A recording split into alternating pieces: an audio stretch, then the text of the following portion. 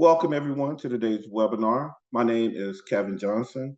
I'm a senior advisor here at Advanced CTE and the lead for the fellowship, the Post-Secondary State CTE Leaders Fellowship at Advanced CTE sponsored by ECMCL.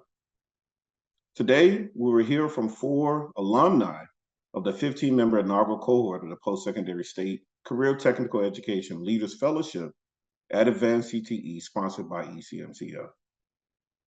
The 15-month National Fellowship strives to advance diverse state post-secondary career technical education leadership through an intensive experience of workshops, coaching, and a real-world project dedicated to building the knowledge and social capital to be a skilled, equity-minded leader. Our panelists are not only alumni of the fellowship, they are experts in how to grow leaders based on their personal journey to leadership, their time in the fellowship, and as leaders in the post-secondary space. Joining us today are Justin Chen, Dean of Workforce Development, Lane Community College, Dr. Demetria Harding, Interim Vice President of Academic and Student Affairs, Anoka Technical College, and Janelle Washington, Director of Career Technical Education, Illinois Community College Board. You will also see the video of Carlos M. Lopez, Associate Director of Admissions, Mortgage College of Education, University of Denver.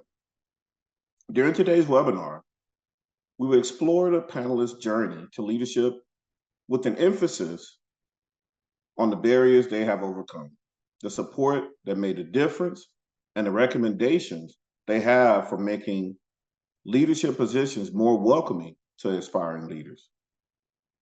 We will watch a short excerpt from each of the fellows' journey to CTE leadership video, and then have a panel discussion with an opportunity for questions. So we will go ahead and cue the first video. So the first video, Justin Chen, has over 2 decades of experience in PK through 16 education as an administrator, instructor, and advisor. Justin currently serves as Director of Workforce Development at Lane Community College in Eugene, Oregon. He received a bachelor's degree in English and a master's degree in education from Western Oregon University. Justin began a doctorate in adult and higher education leadership at Oregon State University. He serves as Vice Chair for Oregon Humanities and is the President of the Oregon Career Development Association. And now we'll take a look at a clip of Justin's video.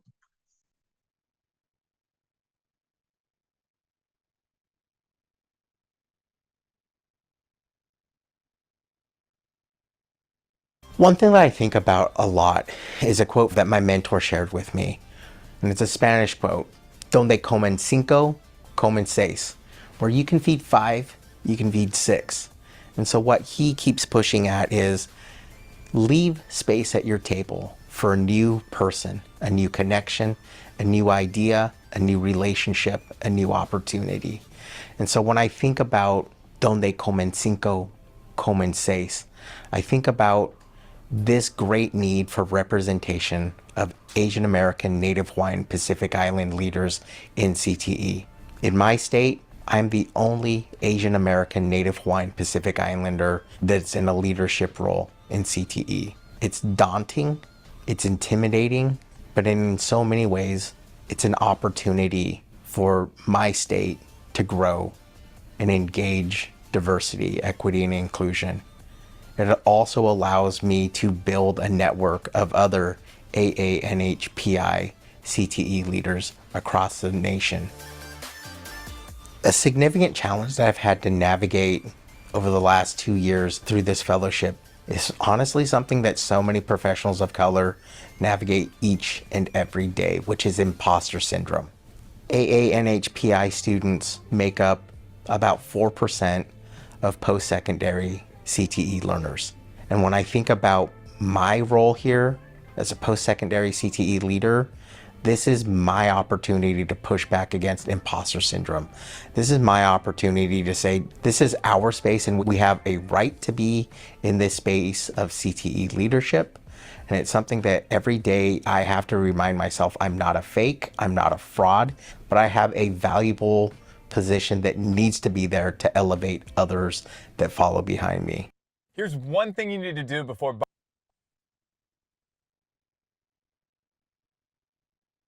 Thank you. At this point, we're going to open up for a quick panel discussion portion of following Justin's video. And the theme of that video is creating a seat at the table, representation. So our panel discussion, why is it important to create a seat at the table in order to increase representation in state CTE leadership positions? Justin? Kevin, thank you for that. And I'll just say this, Oregon represent. It's awesome to see all these folks from Oregon pop up on this call today. So thank you, West Coast, for representing today. Couple things that I think about here as far as that creating a seat at the table and representation. I think it really goes back to who is teaching our future post-secondary CTE students. So I think about folks that are in the trenches of K-12 CTE. I think about who is advising our students. I think about how our students, future students in that pipeline are getting the information that they need and the opportunities that they need. Just finished reading an article last week talking about the teacher pipeline for CTE. And so when I think about that teacher pipeline, I think that business industry has done a great job of recruiting amazing talent of color to work in industry, where I think about folks in technology, computer information systems. Those are folks who are making high dollar amounts. And I wonder quite out loud, where does that mentorship and where does that skill go? Is that just stuck in industry, or is that being shared with that future generation of CTE learners? And so this is where I think about how we build representation and have a seat at the table. I think about other things here, the importance of this fellowship, where over the last 15 months, got to work with 11 other CTE leaders of color and from marginalized backgrounds, where I look at the work that we're doing right now, and we are taking our knowledge, our skills, and our networks to build something very positive for future generations. And so that's where I think about creating a seat at the table, thinking about how representation is super important. And please, Janelle or Dr. Harden, please jump in. I agree with everything that Justin just said, which is odd. So this is being recorded, but thank you so much, Justin, for it. I just really enjoyed your video. I'm just so proud to be a part of this fellowship. And I just want to say before my turn goes, for you all out there, if you have an opportunity to be a part of fellowships such as this, and when you see one of those members, whether it be virtual or in person, and you just light up, I mean, that is just time well spent. And I just wanted to add that.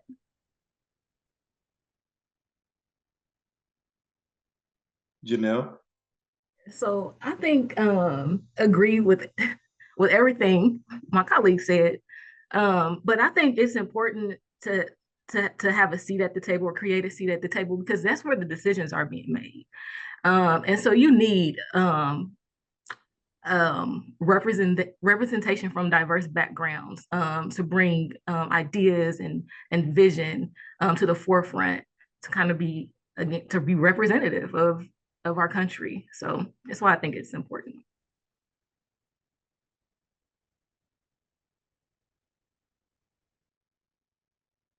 All righty. I do have a few, I see questions in the chat. I definitely want to have time to address a few of those right now. From Celeste Lewis, how do you get your recruiting for secondary CTE diversified when schools sometimes don't believe it's important?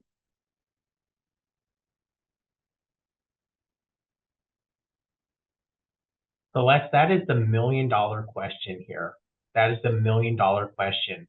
And I think that you have to backtrack it and really look at the importance and the impact of K-12 secondary retention, where right now the national average for a teacher of K-12 teachers is less than 3 years. And so it's a value add that way. But I also look at like that value add of CTE, K-12 CTE teachers of color, it's less than 1 year. And so if we're looking at return on investment, look at the lives of like the number of students that are impacted by seeing a teacher who looks like them. So as we change, as our demographics shift, where I'm eyeballing 2045 as, you know, that shift from the white dominant world to like the minority majority. This is that place where those conversations need to be there, where if we're looking at school retention, school completion in the K-12 world, this is where we need to start that conversation. Any additional thoughts on that question? Now, Dr. Harding, I would like to call out at this point your real world project and the fact that you were looking at the onboarding process of instructors coming from industry going into a post-secondary setting. And what does that process, right, having those supports, having that in place really helps and assists with assuring that members that come from industry, diverse members also, them being prepared to enter that pipeline. Because I think this is definitely a pipeline conversation of how do we, from secondary to post-secondary, what does that pipeline process look like? And if you'd like to share a little about your real world project and preparing those instructors and the importance of that.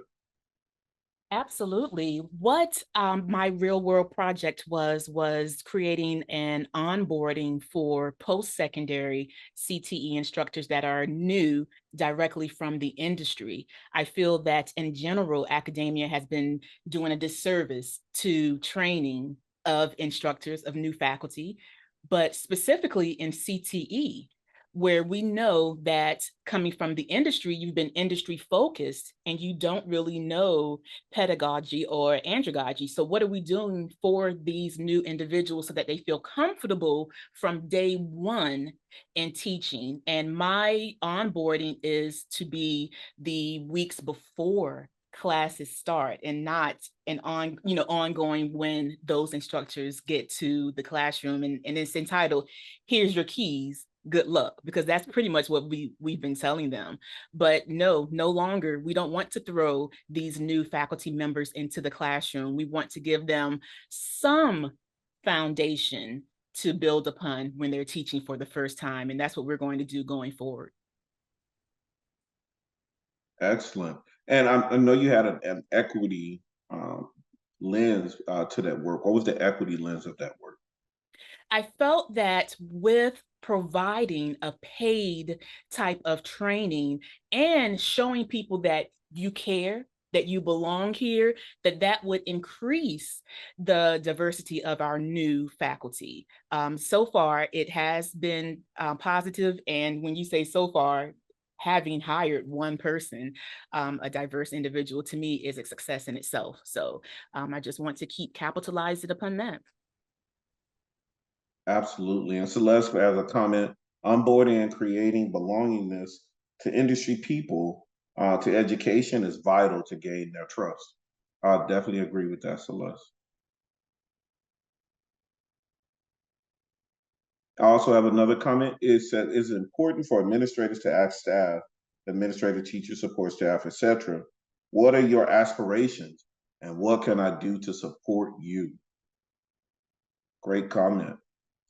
So within your organizations, and not specifically to where you currently are, but did you receive those type of questions? That you know those next steps, or were those things that you were exposed to during the fellowship itself? And I post that one to Janelle, if you don't mind, ma'am. I'm sorry, can you repeat that? So it says, what are your aspirations and what can I do to support you? Was that a conversation throughout your career that was held with you, being a woman of color, and were you engaged in any of those conversations prior to the fellowship? Okay, absolutely. Yes. That, you know what? It's funny. It started in my interview when I talked about my background and, you know, in the criminal legal field. My then would be supervisor, she was like, "Oh, I would have the perfect opportunities for you in this space." And so, yes, it's definitely been cultivated throughout my career, giving me space to kind of work in the area that really suits my interests. So, yes. All righty. We'll go ahead and start with our next video. Dr. Demetria Harding hails from a CTE field, working for 15 years as a cytotechnologist before pursuing a career in higher education, and currently serves as interim vice president for academic and student affairs at Anoka Technical College. She received a bachelor's degree in health science and a master's degree in community health from Old Dominion University, a doctorate in business administration, and a doctorate, double doctorate, in education and organizational leadership. So with that, we're going to go ahead and tee up Dr. Harding's video, which the theme will focus on the culture of inclusion, everyone's voice valued and heard. Some things that state leaders can do to make these positions at the state level more appealing for diversity, for people of color, for people who look like me. You do have to go through your policies and procedures with an equitable lens. We have to keep in mind, again, who we're serving. I think it's human nature to say, how does this make me feel? Or how do I approach this? We're not serving ourselves. We're serving our students. So once you take yourself out of it, that lens is completely different. So here's my blueprint of a way to create a more welcoming and diverse pipeline for leaders at the state level. First, commit to diversity, equity, and inclusion. Make sure that it's more than a statement on your website. Also, establish mentoring programs. Make sure that those mentors look like the people that you're trying to recruit. Implement some type of true down-to-earth bias training. Make sure that it's not just a checklist. Provide leadership training. What does true leadership training look like at your institution? And make sure that it's not just someone who is handpicked. You want to make sure that you open it up to everyone at your institution. Create inclusive policies that are equitable. It's important to have a work-life balance and policies for hiring and promotion. You don't want to forget about those who are already working for you. Actively recruit. You want to make sure that your recruitment actively reaches out to those who are underserved, those that you normally do not seek out intentionally. Also, cultivate a culture of inclusion. This is something that starts with leadership. A culture of inclusion starts from the top, but encompasses your entire organization. Everyone in your organization must feel comfortable in their workplace. It's important that you create a welcoming environment where everyone's voice is valued and heard. Thank you for that, Dr. Harding. So I'll go ahead and start with you. This panel discussion question is, how do you create a culture of inclusion where everyone's voice is valued and heard? Thank you so much, Dr. Johnson, for queuing this up. And as I was listening to myself, I'm like, that's powerful. And I meant every word that I said. How do we really create that culture of inclusion? And there are some questions that you can ask yourself and your organization. And I say yourself because we talk about, number one, the leadership commitment, because it does start from the top, but it doesn't end there. What is your part in making sure that there is a commitment and constant demonstration of your commitment to inclusion? How clear are the expectations? Are you modeling inclusive behaviors and holding each other accountable? Don't feel as if leadership has to hold everyone accountable. We have to hold each other accountable for how our culture of inclusion is really welcoming and have that belongingness with our employees. What does your diverse representation look like? You really have to ensure that diversity is present at all levels of the organization. And this is not just demographic diversity, of course, right? Diversity of thought, diversity of experiences, diversity of perspectives, all of those things are important. And again, what do your policies and procedures look like and your practices? Have they been developed to promote inclusivity? How flexible is your organization? Do you have equitable pay practices? Do you have fair hiring procedures?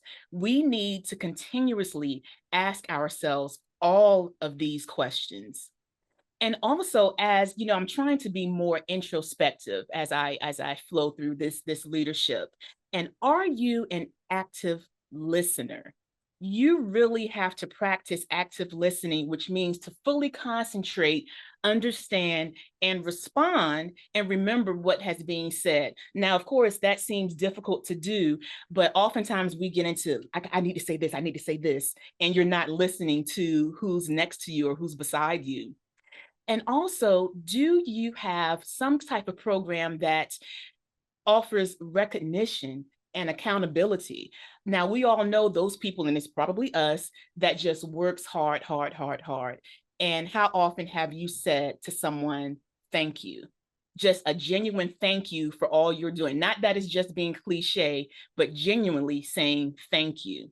And then one thing that I said that I would start doing, I started doing last year, was that, you know, oftentimes we get these emails about welcome someone to, you know, someone is new, was just being hired, welcome them to the organization. Why don't you go out and meet these people instead of just getting an email? Now, it may be difficult depending upon the size of your organization, but get up, take a walk, and say, hello, I am, and just start that conversation. Do you know how welcoming that is to an individual to start a new job? And it's already going through all of these thoughts. But introduce yourself and say, you know, who you are, what you want to do. Have that conversation like we just talked about before. I think all of those things would really create more of a culture of inclusion and belongingness. Thank you. Justin? And I'm going to say this, I 1000 appreciate what Dimitri is saying. I think that coming from a seat of like leadership, it is being intentional and it is being cognizant of like reaching out across your, flat out getting out of your office and moving your feet to go meet people. I think that is important to building a culture of inclusion and belonging. I think about, you know, one of my very first assignments here at Lane Community College as I was onboarding.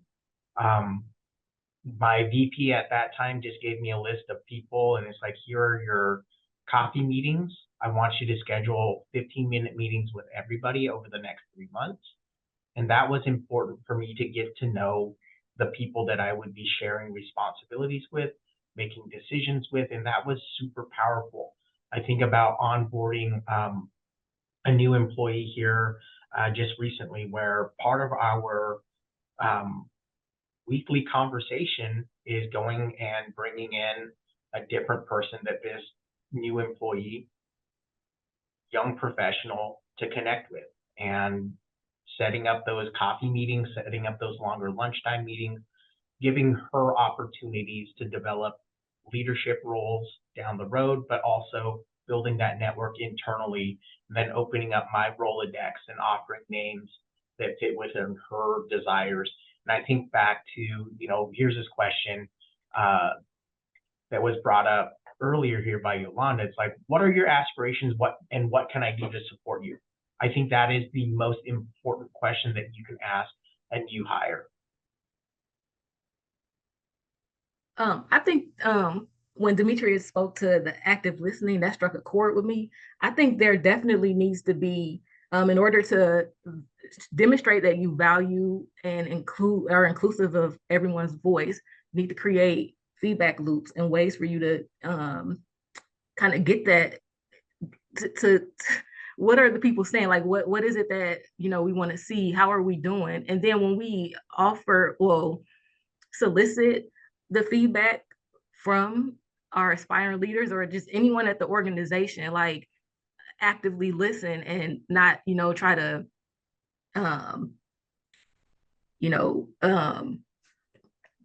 don't be defensive. If you're getting feedback, you've asked for feedback, you want to know how we're doing as an organization, you've opened up that space for people to give you that feedback, then take that feedback without being defensive and then make changes according to what you heard. So I think that's important. Seek out ways to include that voice and then actually do something with the information that you learn. Thank you for that response, Janelle. And next, we'll go ahead and go into Carlos's video. Carlos Lopez has over a decade of experience as an associate dean, instructor, program coordinator, and academic advisor at the secondary and post-secondary institutions focused on historically marginalized learners. He recently finished a stint at the Colorado Department of Education, focusing on concurrent enrollment programs and increasing the state's FAFSA completion rates. They earned a bachelor's degree in psychology from Metropolitan State University of Denver and master's degree in liberal arts and education leadership and policy studies, higher education from St. John's College, Santa Fe, and University of Texas, San Antonio, respectively. He is currently a doctoral student planning research in success for marginalized learners and or LGBTQIA plus communities. The theme selected or pulled from his video is developing leaders, executive skills, developing those executive skills for aspiring leaders. So with that, we'll go ahead and cue up the video for Carlos. There's that famous quote that says, you got to be the change that you want to see in the world. And I really embraced that, and I really understood that if I couldn't find a mentor that came from the same identities, that came from the same background as me, it's my job to do so. It's my job to become that mentor, develop people, help people grow themselves, regardless of ethnicity, regardless of sex and race. I need to help develop leaders so that there are more people out there that can represent more people looking for mentors. I knew I needed to grow. I knew I needed to get out of my comfort zone. Education, higher education institutions, that was comfortable. That's what I was used to.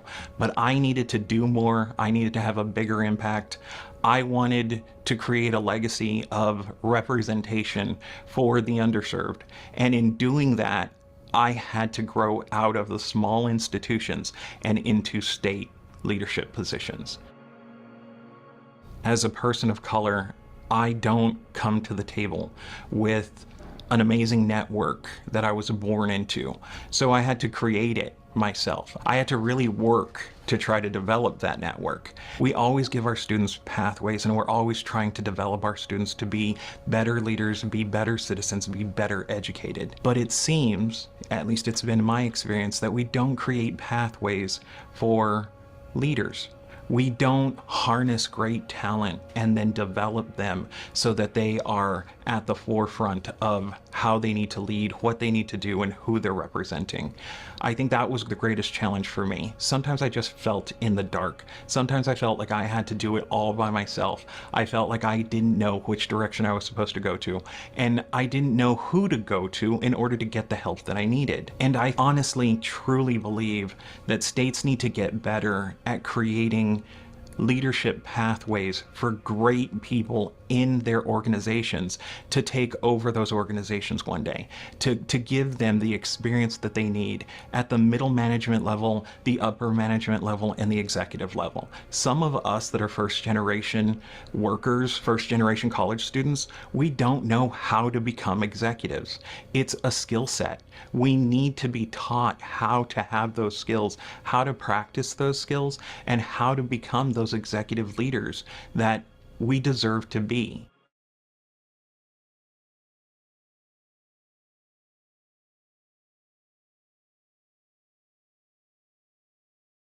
You're muted, Dr. Johnson. Sorry. Think you get used to that since 2020, but my apologies. So for this discussion question for our panel, we'd like to ask, how do we create a pathway for leaders and foster the development of an executive skill set? And we'll start with Janelle. So as I was listening to Carlos and thinking about this, something that was coming to mind is gatekeeping and how we do that sometimes unintentionally. We have all this knowledge that we just know, and we're not sharing it with the people coming behind us. So like, get that information out of your head, put that in a document, put that somewhere, like share that information to help people to understand, first of all, what are we doing at this organization or at this institution? Like what are our mission, what are our goals? Like, that's often in the minds and in the work of the leaders, but the boots on the ground, maybe not there. Sometimes we're not really privy to this information. And so share that knowledge, share that information, find those skills. Like, you can see in what it's easy to identify leadership skills, and some people might have them. So how do you cultivate that when you find it? Pull it out of them. So it's my thoughts on that. Thank you, Janelle. Justin? This is a really good question. So one of the things that I really reflect on with Carlos, and this is something that we've talked about a lot, and something that we've talked a lot about within our cohort, is that sense of like, is it code switching or is it learning a double consciousness for leaders of color? And so that is a larger narrative of systemic racism and gatekeeping, as Janelle brings up here. And, it's finding those places for us as leaders of color to really open those gates up and release that information out. And I think that, this is something that I think about a lot for myself, especially, where it wasn't until I was 37 years old that I had a mentor who looked like me, who had a background like me, who had aspirations like me. And that was super powerful, super powerful. And when I think about that piece here, I think about, for so many of us, this idea of like one up, one over, and one below. As I think about my onboarding and my development as a leader of color, there really wasn't a generation of folks that I could look up to. And I think about what Carlos, brought up in his video. It's like, this is where we are, that one-up generation. This is our job now to look side by side to us and look for those opportunities that we can coach and mentor and lead those other folks who are doing similar work. And I think this is that place where, when we lead from that framework, that's where we have the vested interest of taking care of that generation below us. And Dr. Harding? I was just sitting here furiously taking notes because I have so many thoughts. But a couple that I will share with you all is that, leadership development is twofold. It is the investment in yourself and also your organization's investment into you. So I don't want anyone thinking that I've been here 20 years, they should be able to do ... But what are you doing as well? So, take control in some aspect of what you want to do and what that development looks like. And then also, there is so much power in continuous learning. Now, it doesn't have to be at the degree level, right? It could be at the certificate level, attending a seminar, going to conferences, networking. As long as you are continuously bettering yourself in some aspect. We were just talking about Justin reading an article earlier. It's like, how much are you investing in yourself? How are you reading? How are you keeping up with your industry? And then also be intentional about your mentors. If it's someone that you see you want to learn from, align yourself with, then ask, right? Ask for those opportunities. And then lastly, what does your succession planning look like? That has been missing not only in academia, but just in general in the work industry. It's like, I've been here forever. Like Janelle was saying, I'm holding in all of this information. And when I go, all this information goes with me. I think we need to be a little bit more intentional about succession planning and seeing these leadership characteristics in others. And if they don't have it, what are you doing to help them to cultivate that, right? So again, it's us and it's all of us. It's you and it's the organization. Thank you, Dr. Harding. We do have a question in the chat. It's from Dr. Leticia Robinson, Cohort 2 Fellow. Thank you for being here, Dr. Robinson. What resources do you suggest for those currently in leadership roles or preparing to be a CTE leader? How do we create a pipeline when one does not exist?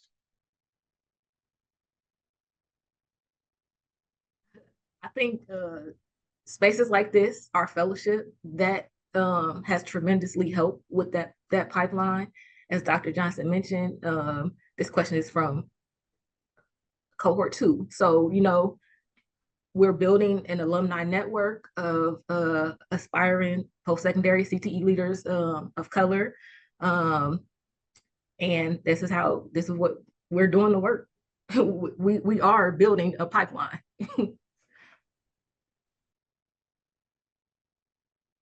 Any other thoughts or responses to that question from Dr. Robertson? One of the things that I think is important too, as far as resources in leadership roles, is that I think we need to learn or how to correctly give feedback as we are cultivating new leaders, because that is not a skill set that all of us have. And our feedback really needs to assist who we're working for, alongside, and with. And I thought about that because with, as vice president with my deans, I'm like, so for your next step, we're going to do this, this, this, and that, because I want to make sure that they get to where they want to go, right? So I think that is important too, as we create this pipeline. As I said in my video, I can't do this alone. So what are we going to do together to make sure that we do create something and know that CTE is a force to be dealt with?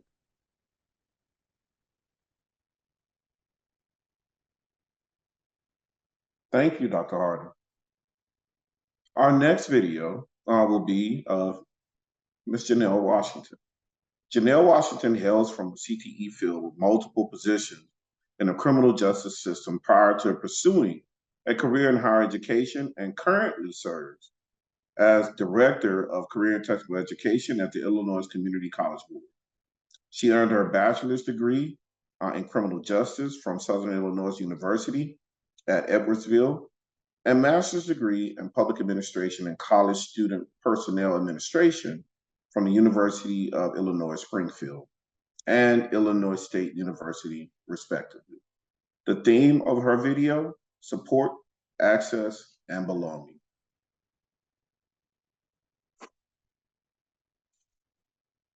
Support that really made a difference in my confidence as a leader is the unwavering support of my supervisor, my coach in the fellowship, and also the advanced CTE staff that worked with us during the fellowship. These individuals were able to connect me to other individuals who had similar interests and passions as I do, or who work with learners that are just as impacted, and that was really important, making those connections.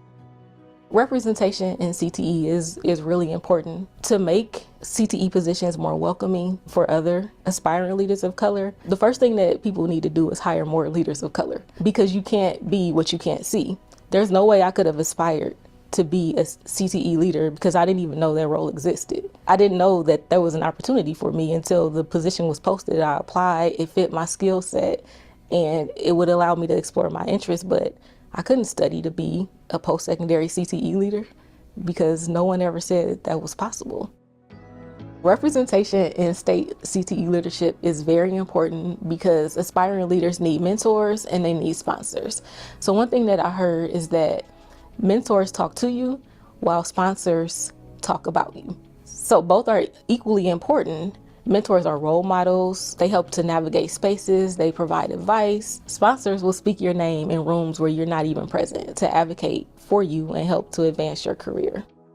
Representation in state leadership is important so aspiring leaders know that they belong and that they're welcome. In addition to diversity, equity, and inclusion, we're beginning to use the words access and belonging, but those words mean nothing without action and the individuals actually feeling that they belong and that they have access. I want to walk into a space and know that I belong. I want to walk into a space and know that I was thought of, that my contribution matters. Like if I contribute, I want to know that it's not falling on deaf ears, that people are taking into consideration what I said. It's important to build pipelines so that aspiring leaders have a clear roadmap to state CTE leadership positions.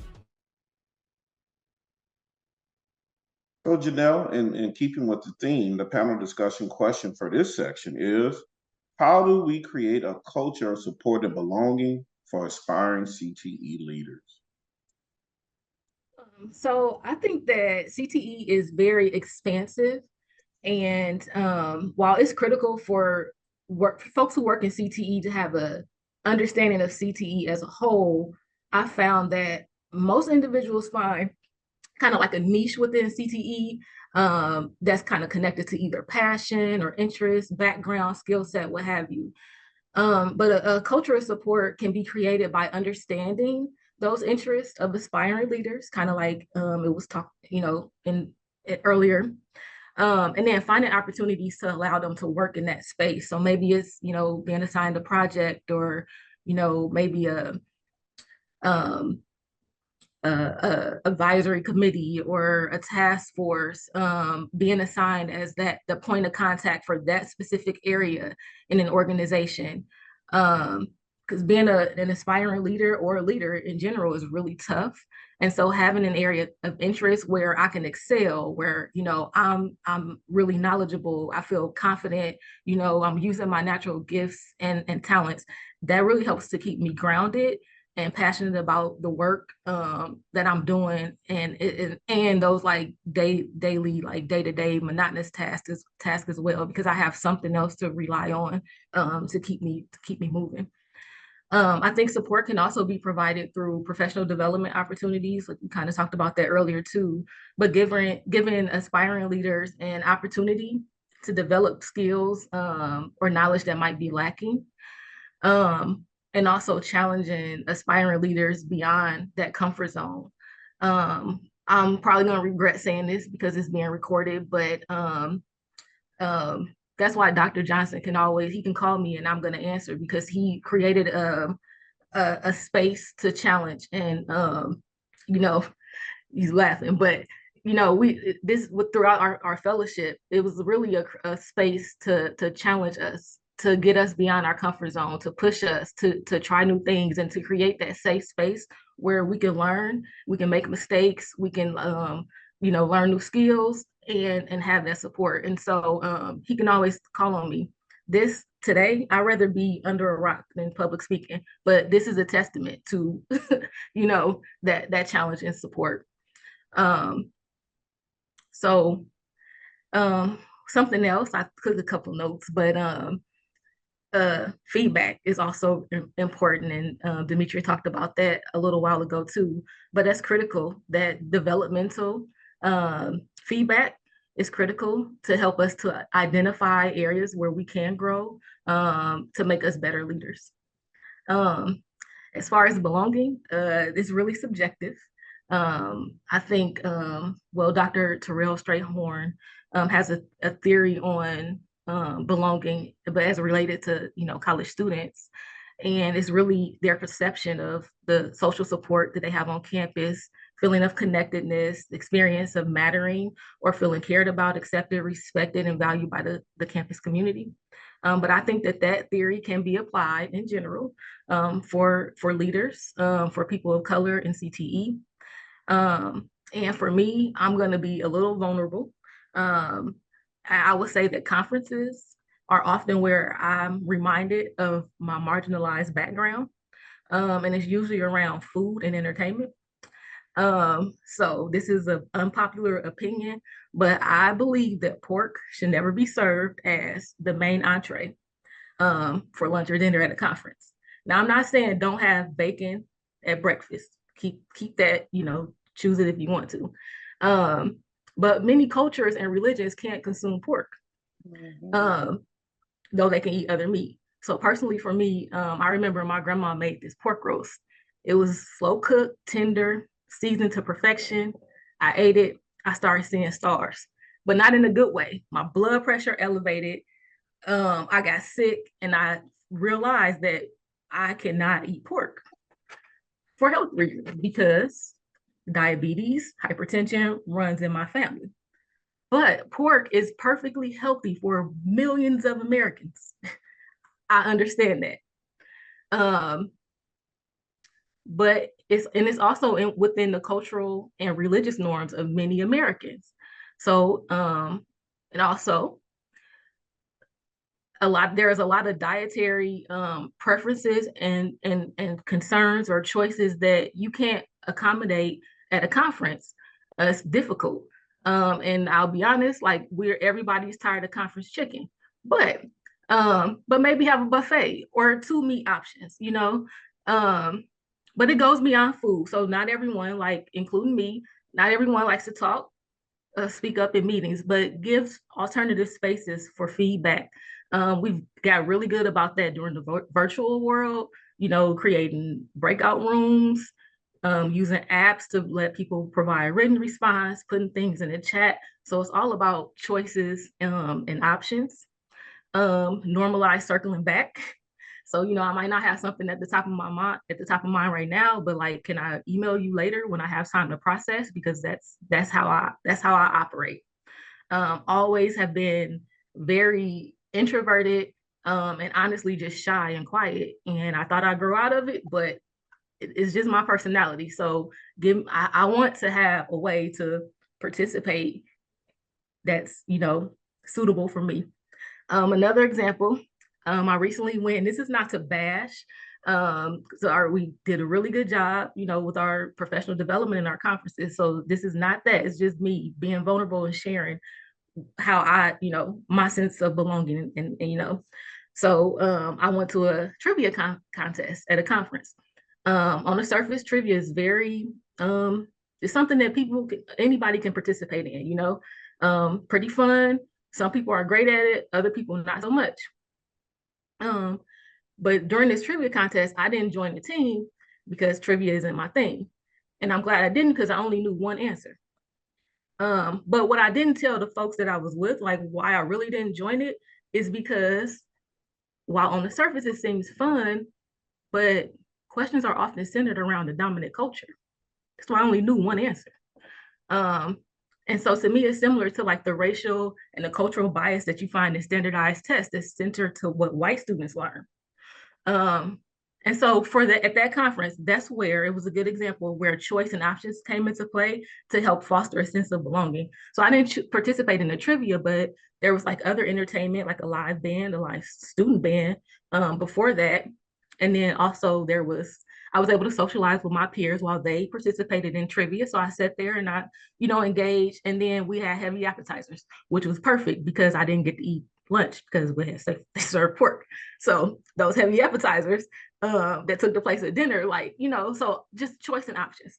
So to tie this up, I explained my experience through a sense of belonging, through food and entertainment. So like, what does that have to do with inspiring leaders? Well, that's our conference is where we're going to be, to learn, to grow, to it, if I'm thinking about the fact that I couldn't eat, or that, there's, like I said, other options like, okay, we'll eat the vegetarian meal, but can we think about creating a culture of belonging at our institutions, at our organizations, or even at conferences where we're being thoughtful of the non-dominant background, and then where possible, often variety of options to be inclusive of those backgrounds and individuals. So this lets aspiring leaders know that they're welcome and that they belong in CTE.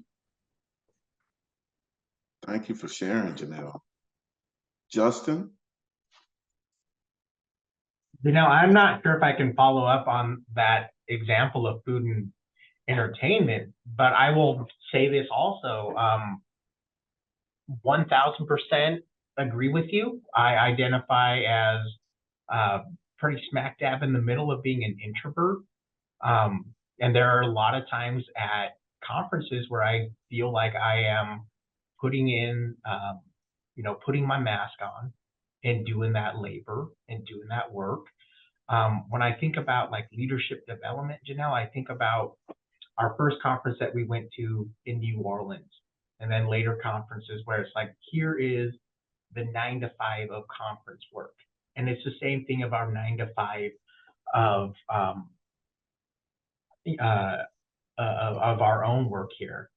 And I think about like, part of that leadership development is that opportunity to step out and to really dig in and digest. Did that really just happen? Am I making this up on how this hit my plate? And so I think about those things that way. And I'm looking at the chat here.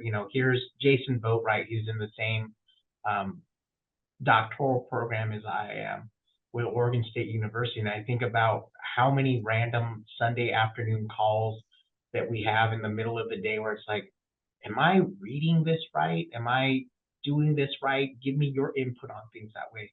And so I think about that lateral leadership development where, leadership development, mentorship happens in real life. And I think those are pieces where in the conference world, in the 9 to 5 world, it's so important to hit that pause and that opportunity to have that human interaction in real time. Dr. Hardy? I know we're running out of time, but I just want to say that for Janelle, that was a mic drop moment. So thank you so much. I appreciate you sharing that. And I aspire to be a better public speaker, but how you relate that and with your examples, I was just on the edge of my seat. So I appreciate that. One thing that I would add is, one question I ask is, how psychologically safe is your institution? Do they have it where it's safe enough for you to give feedback, to say this is right or this is wrong, or to question? I know psychologically safe is a new kind of catchphrase, but it is important to say if I'm discontent or upset or disagree, may I be able to express that in a manner where no one is going to walk away and say, well, why did she say that? Or, as you look at me, you maybe think I'm going to speak a certain way or how, how have you, but, psychological safety is very important in organizations too. So I want to create that culture as well. Thank you, Dr. Hardy. We do have a question in the chat from Sarah. And Sarah writes, CTE conferences in Missouri are limited. I recently attended a conference that focused primarily on the transfer side. I and a fellow CTE director from another community college are going to work on creating a network for CTE professionals. Great, glad to hear that. Her question is, how do you recommend tackling the stigma associated with CTE? I run into high school officials wanting to only send students to a 4-year institution.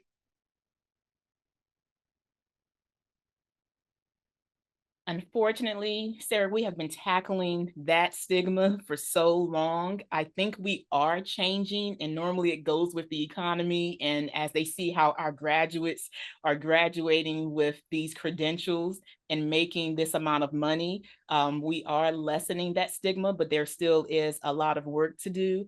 One of the things that I would suggest doing is, as you go to your next conference, whether it be within Missouri or in another state, one thing, get together with the group and say, let's create. And I know Advance would most likely probably assist you in some way. There's so many resources on the Advance CTE website, but get you a group together that you met and said, how about starting something? And a lot of work, like Janelle said, goes into these conferences and when you meet and network. And I think that is being even more intentional as opposed to just saying, I'm going to attend to receive, attend to give, and to make change as well.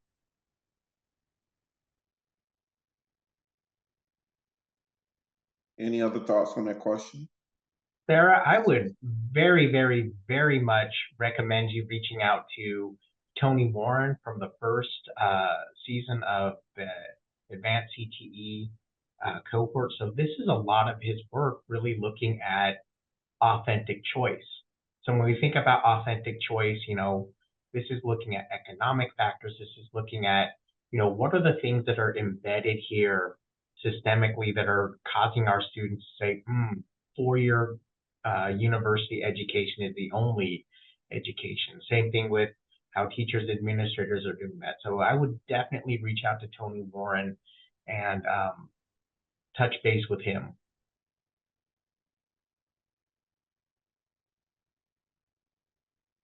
Yeah, I echo everything that my colleagues have said. I just creating that counter narrative. If you look, like, honestly, I cannot think of a CTE program of study. So we have several model programs of study in Illinois. I cannot think of one program of study that does not lead into 4-year education. If you want to continue that path, this CTE extends through 4-year, but this is an opportunity for students to get into a career pathway. And if they choose to leave after they complete a credential or a degree, an associate's degree, and work, that's totally fine. If they continue to want to go on to school throughout a doctoral program, Dr. Harding has too. Like, your CTE field can take you through 2 and through 4 years. So create that counter narrative and tell people, like, these are pathways and it does not have to stop here at this 2-year institution. Amazing responses, fellows. Amazing responses. So, so with that being said, at this point, I want to make sure you know, and we talked about resources, we talked about pipelines, but you just got in the chat. The video, if you want to see the full, we only showed clips today. So, but if you want to look at their entire video from our amazing fellows, please take a look at their video so they can talk to you about different aspects and different facets of their journey. They can tell you a bit about their background and their family history. I love the fact that we included family history and background into the fellowship video, so please check those out. But also, we are talking about pipelines and building pipelines. So we took the lessons learned from this fellowship and we put it into a toolkit. And within that toolkit, and the videos are a part of that toolkit and that resource, but we also have a guide, we have an overview of the fellowship, we have recommendations, some of the promising practices that we use throughout the fellowship, that if you're truly interested in building those leadership pipelines, as each of the fellows have mentioned here today, it takes more than one person to do this. It takes more than one organization. So as Janelle mentioned earlier, leaving those breadcrumbs, leaving that information for others to learn from, which is what we've done at Advanced CTE. So please take a look at that toolkit. And if you desire to build that CTE leadership pipeline, you can be a part of the solution and not just complain about the problem. So with that being said, we do want to say thank you. Fellows, it's been an honor supporting you, learning from you, and being a part of your journey. So I do want to say thank you. Thank you all to Cohort 1 and Cohort 2. And please enjoy the rest of your day. And if you have any questions, please, again, go to those resources that we listed in the chat. So thank y'all and have a wonderful day.